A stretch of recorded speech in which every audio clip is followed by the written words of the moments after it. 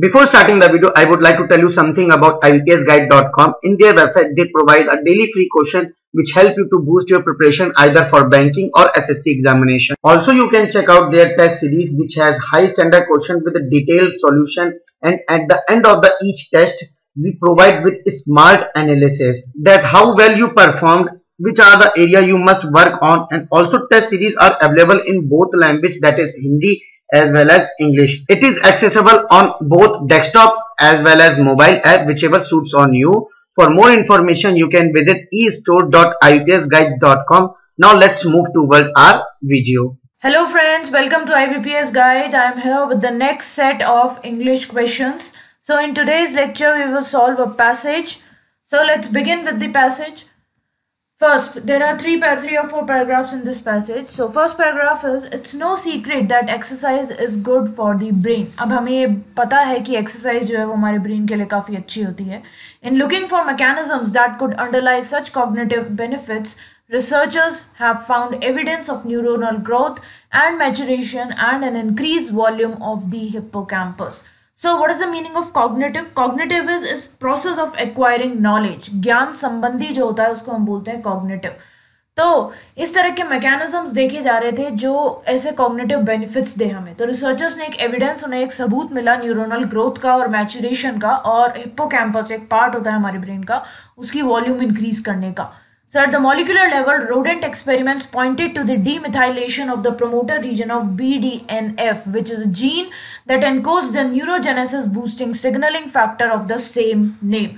तो molecular level पे rodent मतलब जो चूहे होते हैं उनके लिए rodent word यूज होता है. तो rodent पे experiments किए गए और उसमें पता चला कि एक BDNF एक जीन होती है, उसके प्रमोटर रीजन को अगर हम डीमिथाइलेशन कर देते हैं, मतलब मिथाइल ग्रुप हटा देना, it is the removal of methyl group is known as demethylation. तो अगर उसको कर देते हैं तो हमारा कुछ काम बन सकता है. There is even evidence that male mice can pass on the cognitive benefits of physical activity to their offspring through microRNAs carried in the sperm. एक और बात पता चली कि जो मेल माइस है वो उसके जो खुद के कॉग्निटिव बेनिफिट्स हैं फिजिकल एक्टिविटी के, वो अपने ऑफस्प्रिंग को, यानी कि जो उसका बच्चा होगा उसको वो माइक्रो आरएनए जो उसके स्पर्म में प्रेजेंट होते हैं उसके थ्रू उसको दे सकता है. Exercise leads to the secretion of molecules by muscle and fat cells that affect levels of growth factors in the brain. तो एक्सरसाइज की वजह से क्या होता है, मसल और फैट सेल में जो मॉलिक्यूल्स होते हैं वो सिक्रीट होते हैं और वो ब्रेन में जो ग्रोथ फैक्टर्स होते हैं उनके लेवल्स को इफेक्ट करते हैं, influencing the shape and function of the hippocampus by accelerating new neuron growth and increasing the volume of the brain region.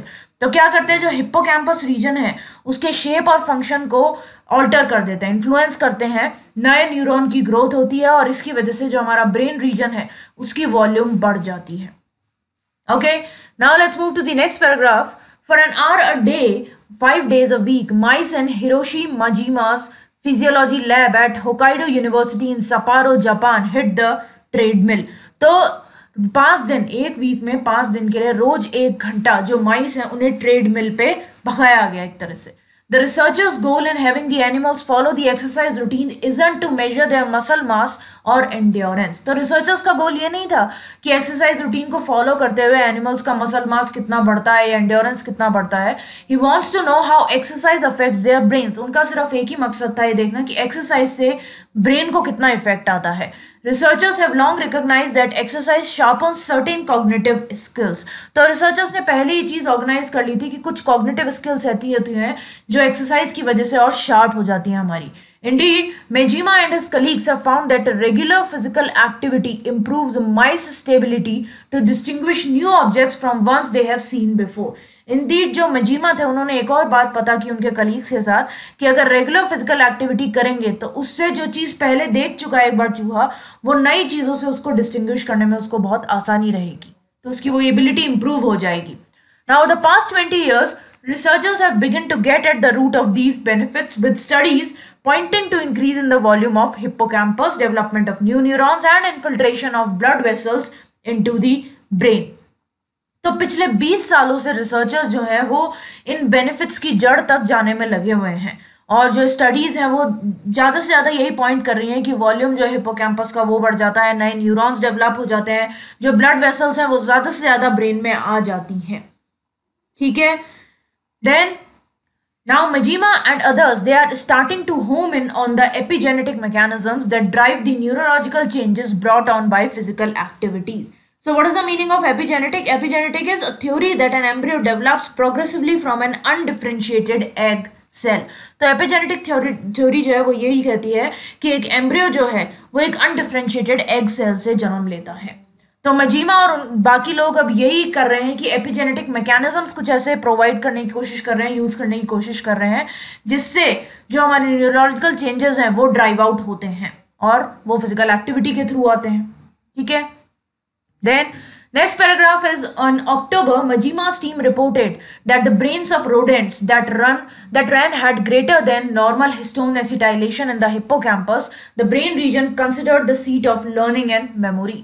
तो हिप्पोकैम्पस रीजन अब यहाँ पे पता चल गया आपको, ऐसा ब्रेन रीजन होता है जहाँ पे हम कुछ भी जो हमारी याद होती है वो हिप्पोकैम्पस रीजन में ही जाके स्टोर होती है. जो भी हम लर्न करते हैं कोई चीज वो भी वहीं जाके स्टोर होती है. तो अक्टूबर में मजीमा की टीम ने रिपोर्ट किया कि जो रोडेंट्स, जो चूहे भागे थे, उनका जो ब्रेन है उसमें नॉर्मल हिस्टोन एसिटाइलेशन जो है वो ज्यादा है. Okay. Then the epigenetic marks resulted in higher expression of BDNF, और जो जीन है जो कि ब्रेन डिराइव्ड न्यूरोट्रॉपिक फैक्टर की जीन है BDNF, उससे भी ये पता चला कि इस एपिजेनेटिक से ये पता चला कि इसका BDNF जीन का हायर एक्सप्रेशन ज्यादा से ज्यादा बड़ा है. By supporting the growth and maturation of new nerve cells, BDNF is thought to promote brain health. तो अब ये ऐसा माना गया कि जो BDNF है वो नई नर्व सेल्स को ग्रोथ करने में हेल्प करती है, उनकी मेच्योर होने में हेल्प करती है, तो इसीलिए वो ब्रेन हेल्थ को प्रमोट करती है. And higher levels of it correlate with improved cognitive performance in mice and humans. और अगर इसका ज्यादा लेवल होगा तो उससे जो हमारी कॉग्निटिव परफॉर्मेंस है, चाहे चूहों में चाहे इंसानों में, वो बढ़ जाएगी. Now, with a wealth of data on the benefits of working out emerging from animal and as well as human studies, clinicians have begun prescribing exercise to patients with neurodegenerative diseases such as Parkinson's and Alzheimer's, as well as to people with other brain disorders from epilepsy to anxiety. So nowadays, doctors are prescribing exercise to the patients with neurodegenerative diseases. तो neurodegenerative diseases जिन लोगों के हैं उन्हें आजकल जो हमारे doctors हैं वो एक्सरसाइज प्रिस्क्राइब करें कि आप लोग एक्सरसाइज करो जिससे ब्रेन डिसऑर्डर आपका खत्म हो या कम हो. Many clinical trials of exercise interventions for neurodegenerative diseases, depression and even aging are underway. तो बहुत सारे क्लिनिकल ट्रायल्स कर रखे हैं एक्सरसाइज इंटरवेंशन की. इंटरवेंशन मतलब कि किसी चीज में जो है उस चीज को एंट्री करवाना या किसी मतलब इंटरप्ट करना एक तरह से. तो एक्सरसाइज आजकल जो है न्यूरोडिजेनरेटिव डिसऑर्डर्स में ऐड कर दी गई है उनको ट्रीट करने के लिए, डिप्रेशन को ट्रीट करने के लिए, एजिंग को ट्रीट करने के लिए, सब चीजें. So promising results could bolster the use of exercise as a neurotherapy. So bolster का मतलब किसी चीज को increase करना, to strengthen something. तो जो अच्छे रिजल्ट्स आ रहे हैं वो एक्सरसाइज के यूज को जो है और भी अच्छा कर सकते हैं as a neurotherapy. Now no one believes exercise is going to be a magic bullet. तो कोई भी ऐसा बिलीव नहीं करता है कि जो एक्सरसाइज है वो एक मैजिक बुलेट की तरह काम में आ सकती है. But that doesn't mean we shouldn't do it. लेकिन ऐसा नहीं है कि हमें वो करनी नहीं चाहिए. ये बात नहीं है कि एक्सरसाइज से सब चीज़ सही हो जाएंगी या आप थोड़ी सी एक्सरसाइज कर लोगे तो सही हो जाएगा, ऐसा नहीं है. बट हम वो करेंगे तो हमारी बॉडी जो है वो मेंटेन रहेगी, हमारी एजिंग जो है वो कम होगी, हमें बाद में जो परेशानियां होती हैं एजिंग में वो चीज़ कम होगी. ठीक है. Now, the last paragraph is, a few years ago, Petzinger and her colleagues began studying a mouse model of Parkinson's disease. तो कुछ साल पहले पेटजिंगर और उनके कलीग्स ने एक माउस मॉडल को स्टडी करना स्टार्ट किया था. पार्किंसंस डिजीज था उस माउस को. Now the team found that active mice had more dopamine receptors in basal ganglia.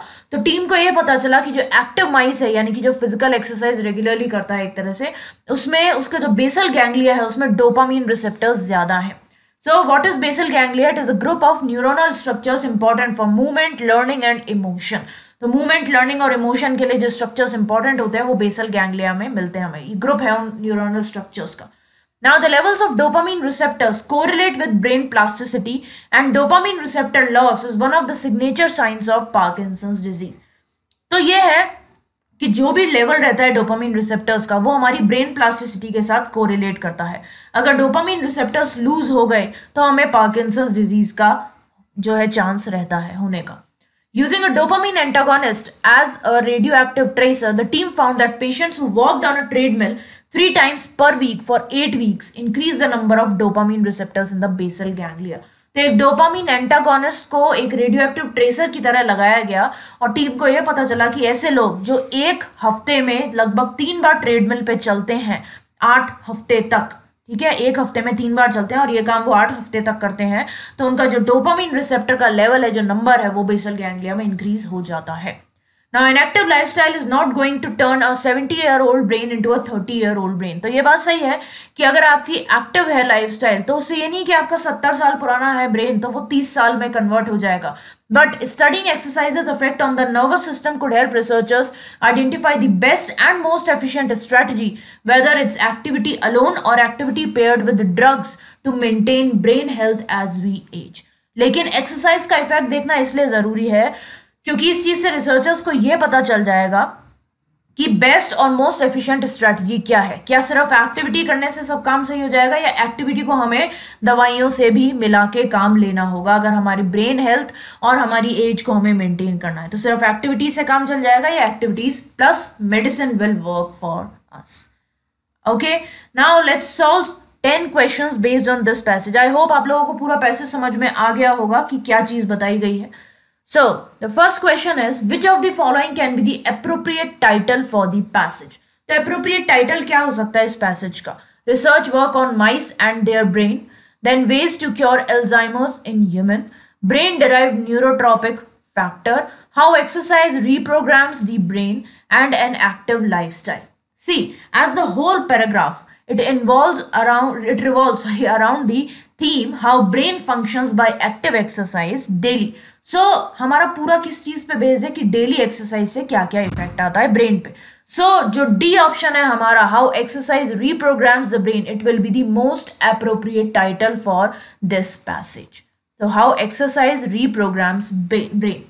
Okay, then next is which of the following is true as per the passage. तो passage के हिसाब से देखते हुए इनमें से कौन सा ऑप्शन सही है. Researchers have long recognized that exercise sharpens certain cognitive skills. Research work is carried out on birds to know about exercise and its effect on the brain, so it is wrong because rats पे हुई है study या mice पे हुई है, ना कि birds पे. Then Van Parang and others are starting to home in on the epigenetic mechanisms that drive the neurological changes brought on by physical activity.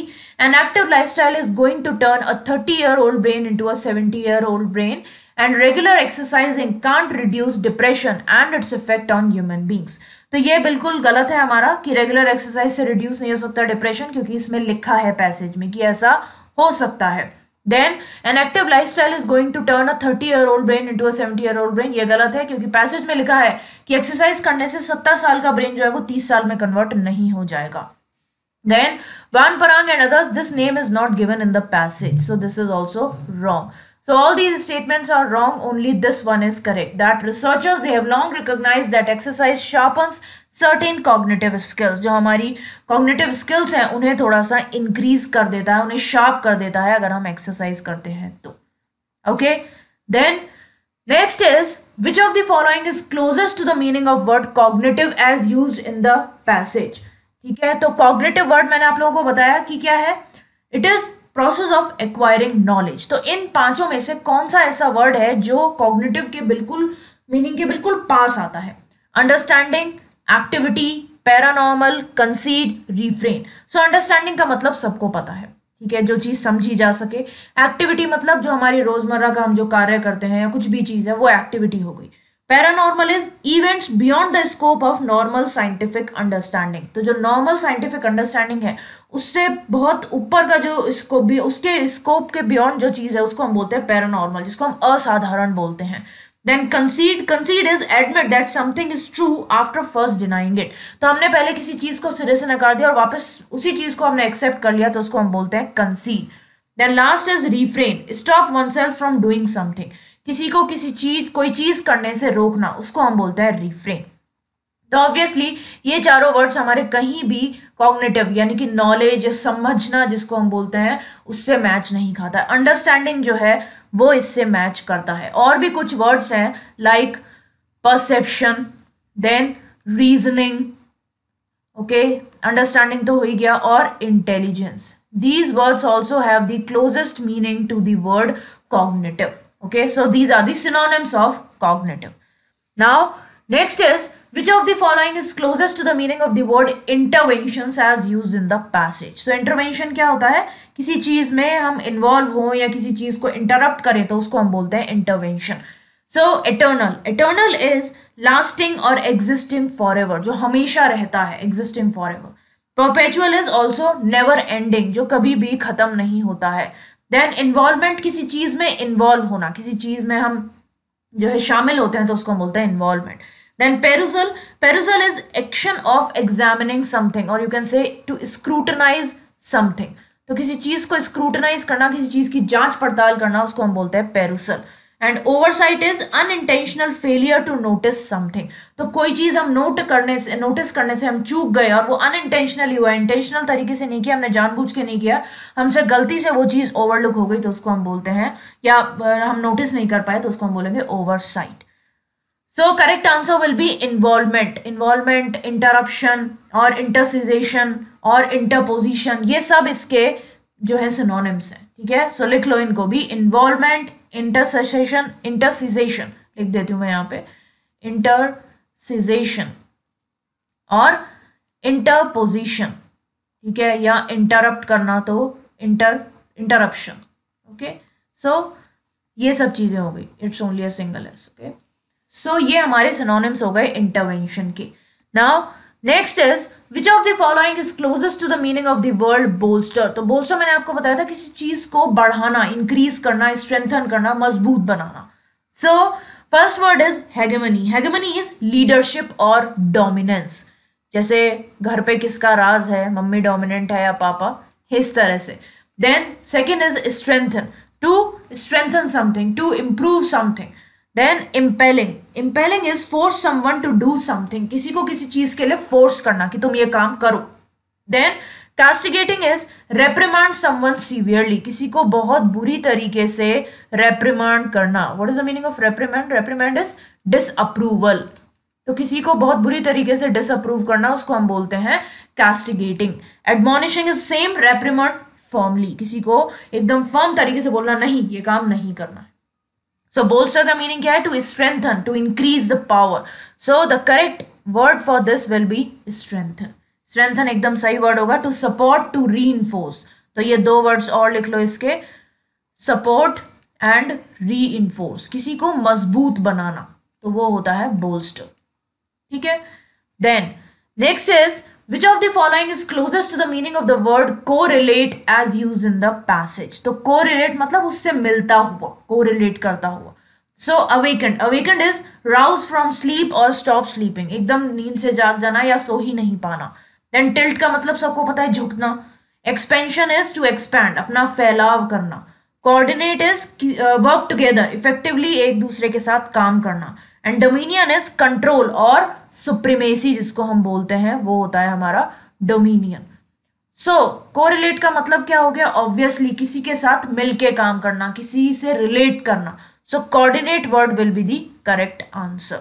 इसका और भी हो सकता है किसी के साथ हार्मोनाइजेशन करना, तो हार्मोनाइज या टैली, ये सब इसके सिनोनिम्स हो गए. Okay, then next is which of the following team concluded that brains of rodents that run had greater normal histone. तो इनमें से कौन सी टीम ने ये पता लगाया था कि जो rodents भागते हैं उनका ब्रेन जो है वो ज्यादा नॉर्मल हिस्टोन प्रोड्यूस करता है या उसमें होता है. So obviously it is very simple. सिर्फ एक ही टीम का नाम दिया गया है हमारे इसमें, दैट इज मेजिमा टीम. ठीक है, मेजिमा और उनके कलीग्स ने ये पता किया था. Then next is Which of the following can be inferred from the passage? अब इनमें से हम क्या चीज है जो हम इंटरप्रेट कर सकते हैं पैसेज में से? First, the active animals acted more stressed than their more sedentary counterparts when re-exposed to these stressful environments. What is the meaning of sedentary? It is inactive. तो पहला सेंटेंस हमारा ये है कि जो एक्टिव एनिमल्स हैं वो ज्यादा स्ट्रेस रहते हैं देन देयर इनएक्टिव काउंटरपार्ट्स, जब उनको स्ट्रेसफुल एनवायरनमेंट से री एक्सपोज करवाया जाए. Second, over the past 50 years, researchers have begun to get at the root of these benefits with studies pointing to increase in the volume of hippocampus, development of new neurons and infiltration of blood vessels into the brain. तो पिछले 50 सालों से researchers जो है वो इन benefits की root में लगे हुए हैं, इसकी वजह जानना चाहते हैं, बिल्कुल इसकी जड़ तक जाना चाहते हैं और स्टडीज यही दिखा रही हैं कि वॉल्यूम जो है हिप्पोकैम्पस का वो बढ़ेगा, नए न्यूरॉन्स डेवलप होंगे और ब्लड वेसल्स जो है वो इन्फिल्ट्रेट होंगी ब्रेन में.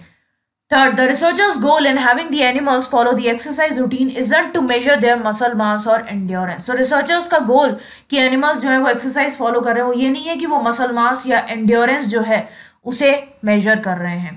Fourth, exercising won't show any effect on brain and nervous system. तो exercise जो है वो कोई effect नहीं दिखाएगी brain पे या nervous system पे. And last, the epigenetic marks resulted in lower expression of BDNF, which is the gene for brain-derived neurotropic factor. तो एपिजेनेटिक की वजह से BDNF का जो एक्सप्रेशन है वो कम हुआ है.